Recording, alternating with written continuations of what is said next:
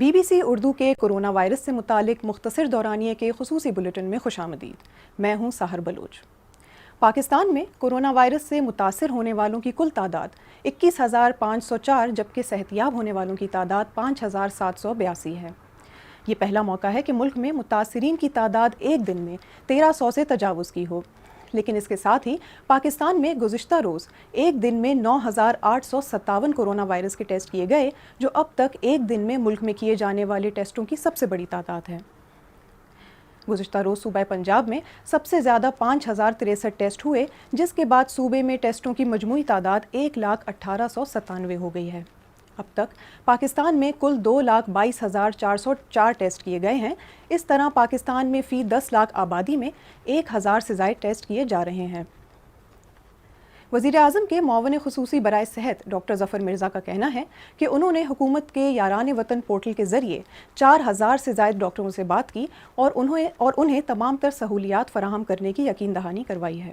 اس سے پہلے ملک بھر میں ڈاکٹروں نے حکومت سے کئی بار حفاظتی لباس اور سامان ہسپتالوں میں پہنچانے کا مطالبہ کیا ہے اور اس سے متعلق احتجاج بھی کیے گئے ہیں۔ پاکستان کے صوبہ پنجاب کی بات کریں تو پنجاب حکومت نے لاک ڈاؤن کے باعث مالی مشکلات کا شکار فنکاروں کی مالی معاونت کا فیصلہ کیا ہے۔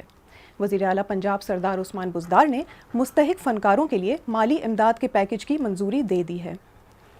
وزیر اعلیٰ عثمان بزدار کی ہدایت پر صوبائی محکمہ اطلاعات و ثقافت نے مستحق فنکاروں کے لیے مالی امداد کا پیکج تیار کر لیا ہے اور 3,000 مستحق فنکاروں کو 15,000 سے 20,000 روپے تک کی مالی امداد دی جائے گی۔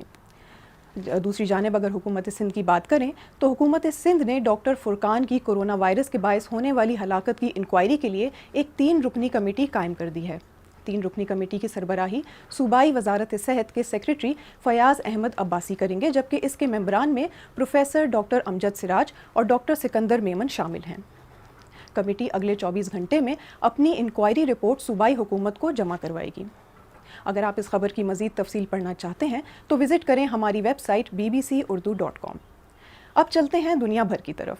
دنیا بھر میں کورونا کے مصدقہ مریضوں کی تعداد 35 لاکھ سے تجاوز کر گئی ہے، جبکہ ہلاکتوں کی مجموعی تعداد 2,51,000 سے زیادہ ہے۔ اس میں اچھی خبر یہ ہے کہ دنیا بھر میں کورونا وائرس سے صحتیاب ہونے والوں کی تعداد 11 لاکھ سے زیادہ ہے۔ اٹلی، اسپین اور فرانس میں ہلاکتوں میں کمی واقع ہوئی ہے اور یورپ اب لاک ڈاؤن میں نرمی کے ساتھ ساتھ وائرس سے مقابلے کے لیے ایک نئے مرحلے میں داخل ہو گیا ہے۔ امریکہ میں گزشتہ 24 گھنٹوں کے دوران کووڈ-19 سے مزید 1,015 اموات ہوئیں، جو ایک مہینے میں یومیہ ہلاکتوں کی سب سے کم تعداد ہے۔ نیو یارک ٹائمز کے مطابق امریکہ میں بیماریوں پر کنٹرول اور ان سے بچاؤ کے ادارے CDS کے ایک اندرونی میمو سے یہ پتہ چلتا ہے کہ امریکہ میں 1 جون تک روزانہ کی بنیاد پر متاثرین اور ہلاکتوں کی تعداد میں اضافے کا خدشہ ہے۔ دوسری جانب نیوزی لینڈ اور آسٹریلیا کے درمیان سفر کے لیے راہداری کھولنے پر تبادلہ خیال کیا گیا ہے۔ دونوں پڑوسیوں کو وائرس کے پھیلاؤ پر قابو پانے میں کافی حد تک کامیابی ملی ہے۔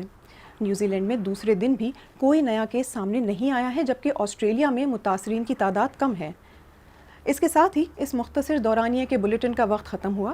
اگر آپ کورونا وائرس کے بارے میں کوئی بھی سوال کرنا چاہتے ہیں تو آپ سوشل میڈیا کے ذریعے ہم سے سوال پوچھ سکتے ہیں۔ ہماری کوشش ہوگی کہ ماہرین کی آراء کی روشنی میں آپ کے سوال کا جواب دے سکیں۔ آپ اپنا خیال رکھیں اور محفوظ رہیے۔